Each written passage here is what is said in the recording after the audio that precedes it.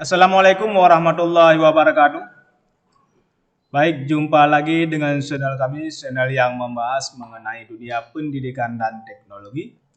Dan pada video kali ini saya ingin berbagi mengenai contoh-contoh soal wawancara calon PPS untuk pemilihan 2024. Soal ini saya kumpulkan dari rekan-rekan yang sudah melakukan wawancara baik PPS maupun PPK kemarin dan soal PPS di tahun-tahun sebelumnya. Ini saya kumpulkan dari kawan-kawan yang sudah berpengalaman. Baik, langsung saja ke soal yang nomor pertama. Dan bagi kawan-kawan yang baru menemukan channel kami, mohon dukungan untuk subscribe agar mendapatkan video-video terupdate lainnya. Nomor yang pertama, bisakah Anda sebutkan nama kepala desa Anda sendiri dan sejak kapan beliau menjabat? Ini pasti jawabannya akan bervariasi, akan berbeda-beda. Maka kita sebelum melakukan wawancara, kita harus mengetahui dulu siapa nama kepala desa kita sendiri dan kapan beliau pertama kali ataupun dipilih dan menjabat sebagai kepala desa. Dan nomor yang kedua, apakah Anda tahu jumlah TPS di wilayah domisili Anda? Ini mengenai TPS, berapakah TPS? Kita sebelum mengetahui jumlah TPS, kita harus tahu dulu tiap TPS itu berapakah jumlah daftar pemilihnya. Setiap TPS berapa jumlah daftar pemilih. Kita sesuaikan dengan kondisi di desa kita sendiri. Berapakah jumlah DPT dan disesuaikan dengan tiap TPS berapa jumlah pemilihnya. Nomor yang kedua. Nomor yang ketiga, siapakah nama camat atau lurah di wilayah domisili atau tempat tinggal Anda saat ini? Ini camat, kita harus ketahui nama camat kita sendiri dan nama lurah. Sebelum kita melakukan wawancara, ini kita harus ketahui dulu nama camatnya siapa. Nomor yang keempat, kapan tahapan penyelenggaraan pemilu dimulai? Sebagaimana dicantumkan dalam pasal 167 Undang-Undang Nomor 7 Tahun 2017 tentang pemilu, tahapan penyelenggara pemilu dimulai paling lambat 20 bulan sebelum hari pemungutan suara. Berarti paling lambat 20 bulan sebelum hari pemungutan suara. Nomor 5, kapan pemilu 2024? Sebutkan tanggal dan bulan berapa. Jawabannya, pemilu 2024 tepatnya tanggal 14 Februari 2024 disepakati DPR, pemerintah dan penyelenggara pemilu, yaitu di tanggal 14 Februari 2024. Nomor yang keenam, berapa lama PPS mengumumkan daftar pemilih sementara hasil perbaikan atau DPSHP pada tempat yang mudah dijangkau untuk mendapat masukan dan tanggapan masyarakat dan atau peserta pemilu. Jawabannya yaitu 7 hari. Nomor 7, perbaikan daftar pemilih tetap ataupun DPT dilakukan dengan cara. Jawabannya, mencoret pemilih yang tidak memenuhi syarat sebagai pemilih, melengkapi atau memperbaiki elemen daftar pemilih, dan menambahkan pemilih baru. Nomor 8, berapa lama PPS melakukan perbaikan daftar pemilih sementara? Hasil perbaikan setelah mendapatkan masukan dan tanggapan dari masyarakat dan peserta pemilu. Jawabannya, 14 hari berakhirnya pengumuman. Nomor 9, kapan daftar pemilih tetap pemilu diumumkan oleh PPS? Jawabannya, Daftar pemilih tetap diumumkan oleh PPS sejak diterima dari KPU Kabupaten Kota sampai hari pemungutan suara. Nomor 10. Kepada siapa PPS menyampaikan hasil pleno rekapitulasi? Jawabannya, kepada PPK, Panwaslu, Kelurahan atau Desa, dan atau sebutan lain peserta pemilu tingkat kelurahan desa atau sebutan lain dan perangkat pemerintah tingkat kelurahan ataupun sebutan lain.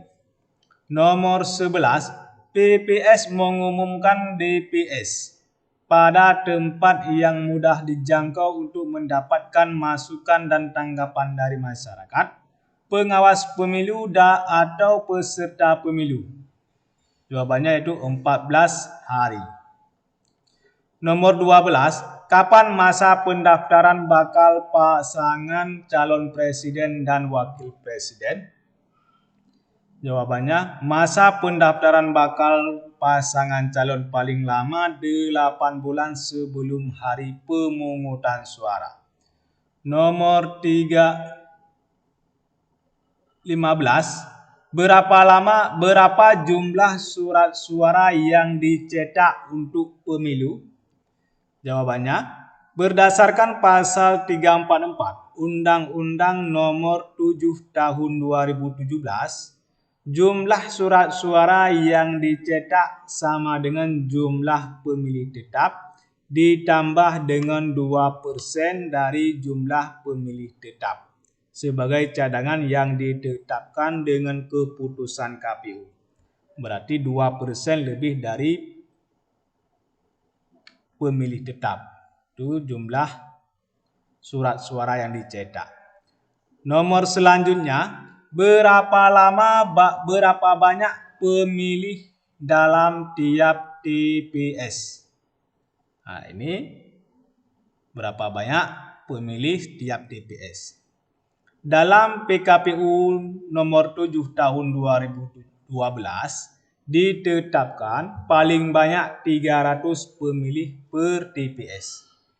Ini ada juga yang menyebutkan 500 pemilih tiap TPS. Itu peraturan lama, tetapi peraturan baru yaitu peraturan 2022 300 pemilih tiap TPS. Bahkan saat pemilihan presiden sebelumnya kemarin yaitu 300 juga pemilih tiap TPS. Nomor selanjutnya, apa yang menyebabkan terjadinya pemungutan suara ulang? Penyebab terjadinya pemungutan suara ulang adalah pemungutan suara di TPS dapat diulang apabila terjadi bencana alam atau kerusuhan yang mengakibatkan hasil pemungutan suara tidak dapat digunakan atau penghitungan suara tidak dapat dilakukan pemungutan suara ulang di TPS apabila terbukti terdapat keadaan 1.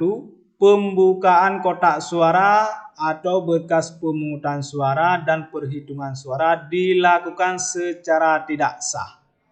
Yang kedua, petugas KPPS meminta pemilih memberikan tanda khusus pada surat suara. Nomor 3, petugas KPPS merusak lebih dari 1 surat suara. Nomor yang 4, ditemukan adanya pemilih yang tidak memiliki kartu tanda penduduk elektronik dan tidak terdaftar di daftar pemilih tetap dan daftar pemilih tambahan. Ini harus diingat salah satunya ketika ditanya nanti penyebab apa yang terjadi sehingga pemungutan suara ulang. Ini salah satunya harus diingat nanti bisa dijawab. Nomor selanjutnya, apa yang menyebabkan terjadinya penghitungan suara ulang? Penghitungan suara ulang di TPS dapat diulang apabila terjadi hal sebagai berikut. Yang pertama, kerusuhan. Terjadi kerusuhan. Yang kedua, penghitungan suara dilakukan secara tertutup. Yang ketiga, penghitungan suara dilakukan di tempat yang kurang terang. Yang keempat, penghitungan suara dilakukan dengan suara yang kurang jelas.